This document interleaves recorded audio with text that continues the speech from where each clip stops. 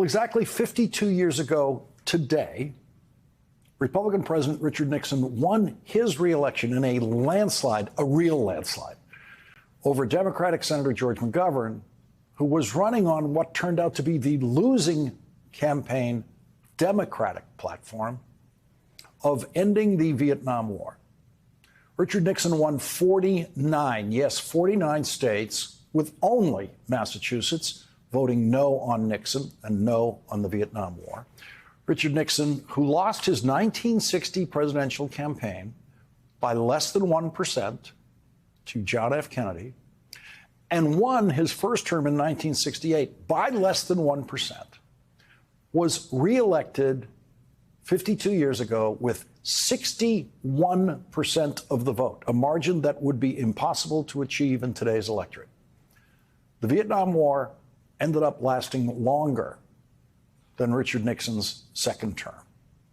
18 months after Richard Nixon's second inauguration, he resigned from the presidency while impeachment proceedings were underway against him in the House of Representatives. Now, we know opponents of Donald Trump's second term will not be as lucky as the opponents of Richard Nixon's second term.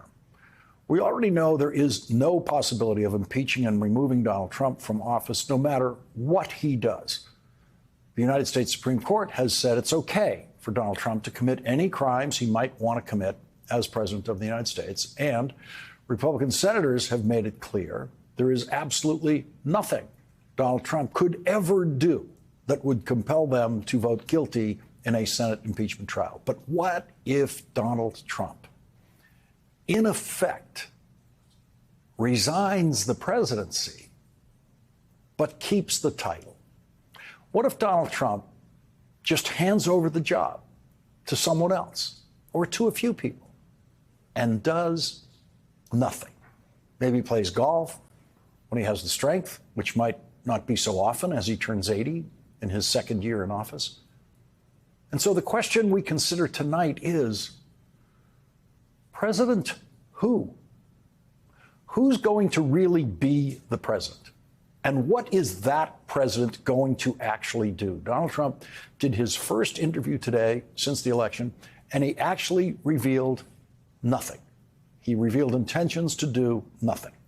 NBC's Kristen Welker got Donald Trump on the phone and asked a very simple question.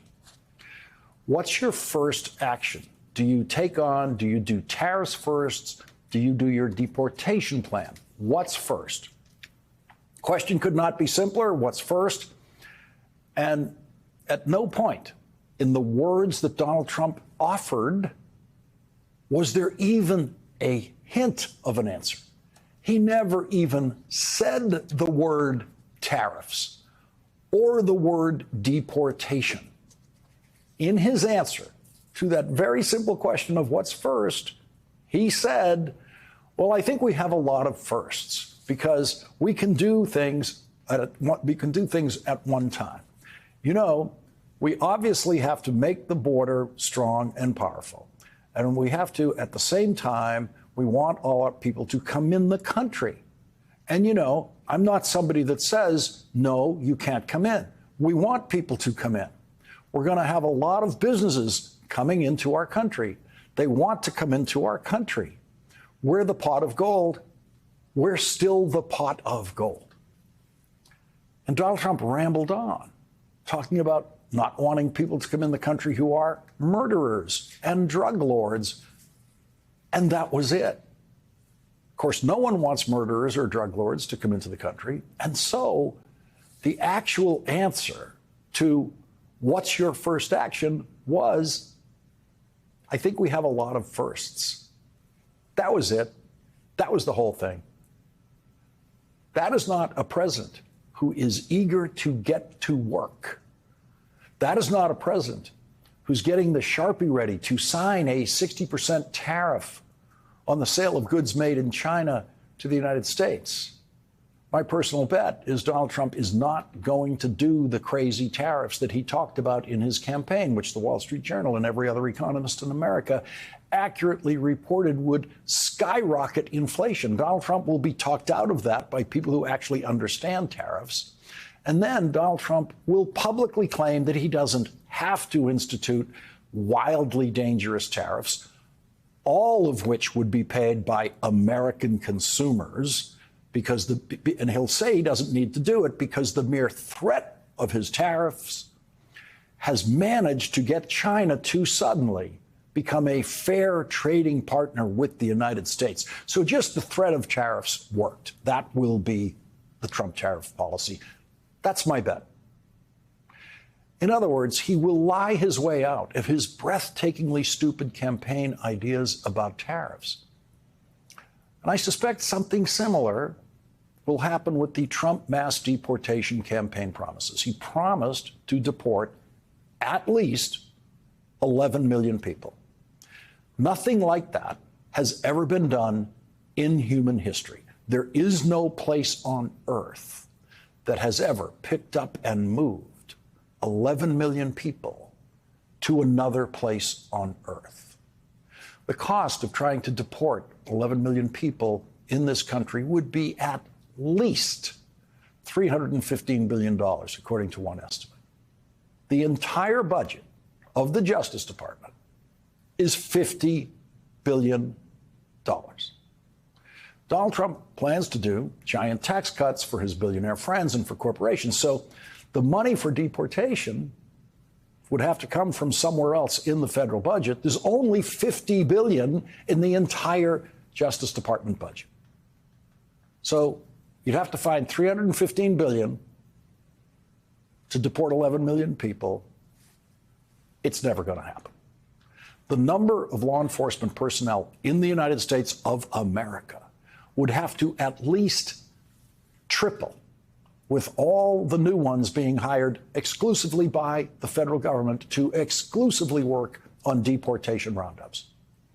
If you ever get to watch our best police departments like the NYPD make an arrest when they are doing it the right way, the best way, it tends to be at least 6-to-1, at least 6 police officers surrounding one person being arrested. It is never 1-to-1. So just to show you the mathematical impossibility of deporting 11 million people, we're not going to have 11 million deportation officers to do that. Consider that there are currently a grand total in all 50 states of 800,000 law enforcement officers in the United States. That's everyone from local police officers to FBI agents, state police, everyone with a gun and a badge. Everyone, 800,000. If every single law enforcement official in the United States of America stopped everything they were doing and none of them slept, and everything they were doing stopped, all of the protecting of you stopped, and they devoted themselves to doing nothing but deporting 11 million people, they couldn't do it.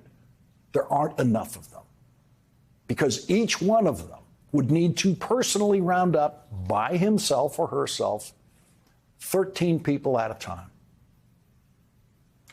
And I say all of this not to suggest that Donald Trump won't cruelly ruin lives and rip apart families through deportation. He will.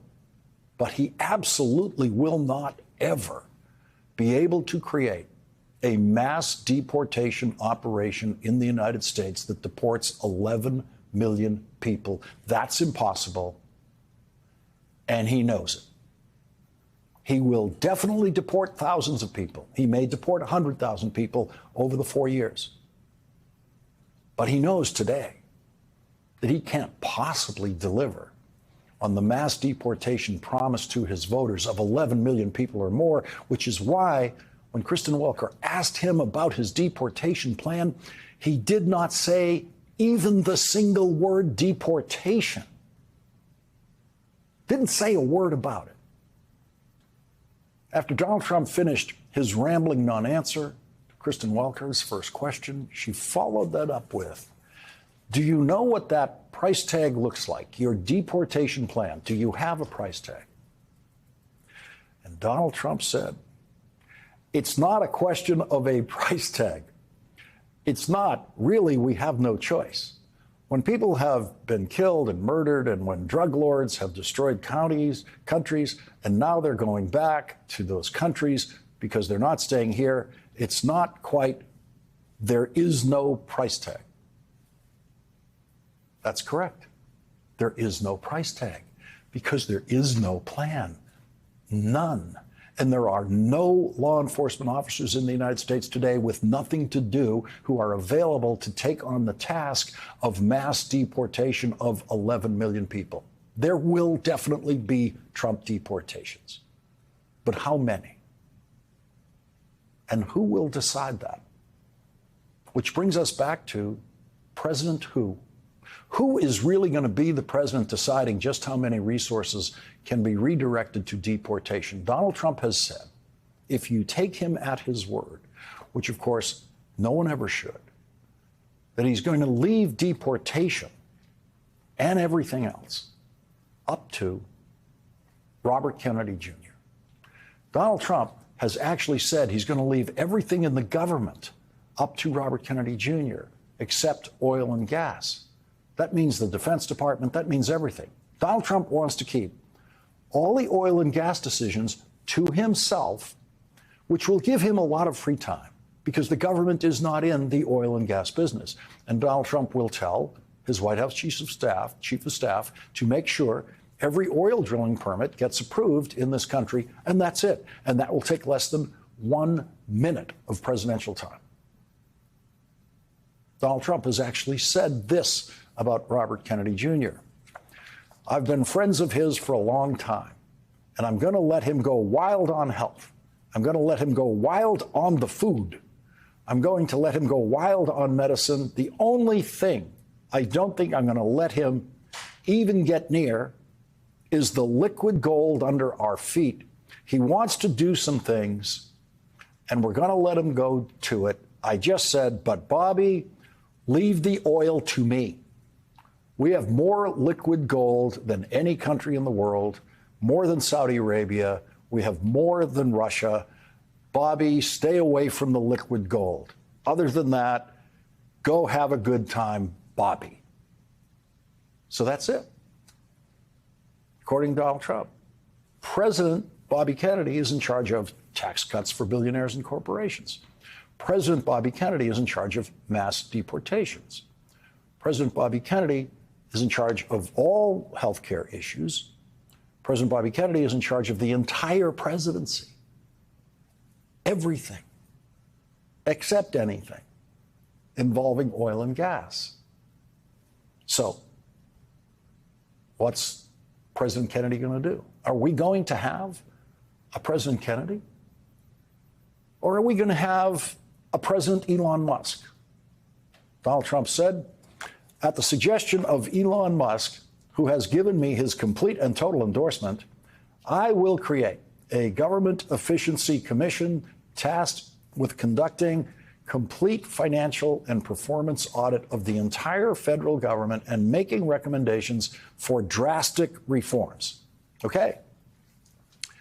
So if Elon Musk is going to do an evaluation of the entire federal government and the entire federal budget and decide which parts of the federal government should have funding cuts or funding increases, that's called being president of the United States.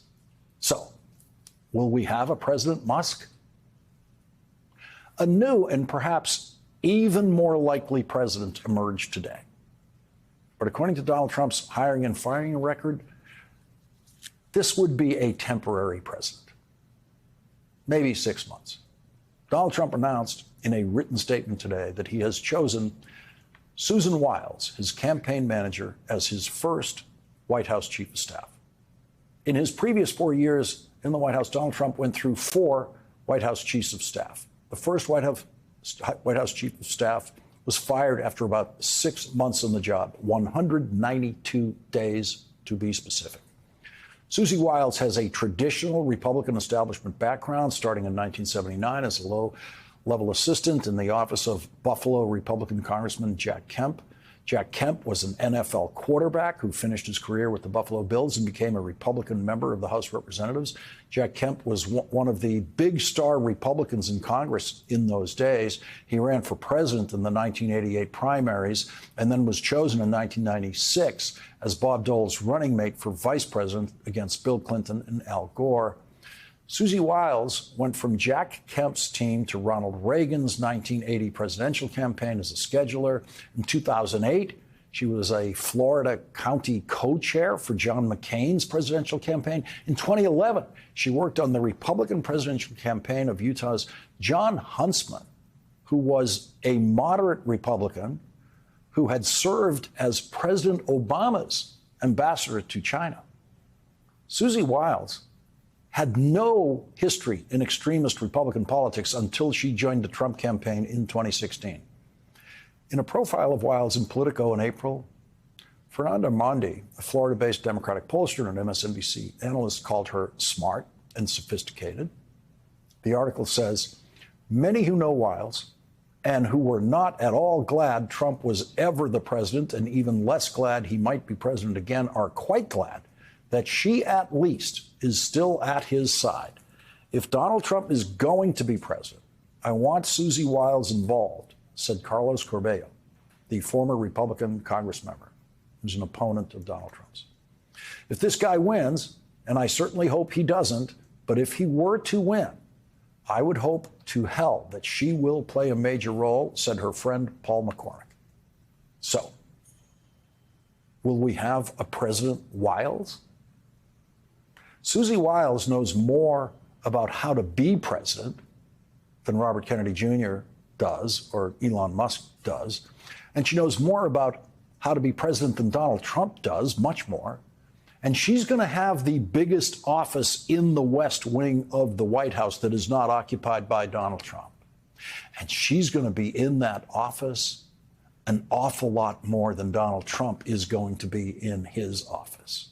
When someone needs an answer to a presidential question, will they go to an empty Oval Office where the guy who's supposed to be there is out golfing somewhere, or will they take that short walk down to the end of the hall to the corner office of the White House Chief of Staff? It's a rectangular office, not an Oval Office. But that's where the real president might be sitting, in the Trump White House. In Donald Trump's speech on election night, the only policy he mentioned were the two words, cutting taxes. He never said the word tariff. He never said the word deportation, nothing else, cutting taxes. He will sign a tax cut written by Republicans in Congress. And that could be the only campaign promise he actually keeps. On election night, when in the middle of his speech, Donald Trump invited assorted cast of characters to say something into the microphone, watch what happened when he invited Susie Wiles to the microphone.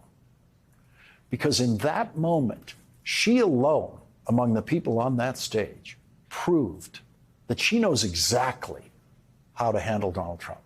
She knows exactly what he really wants, which is all the attention.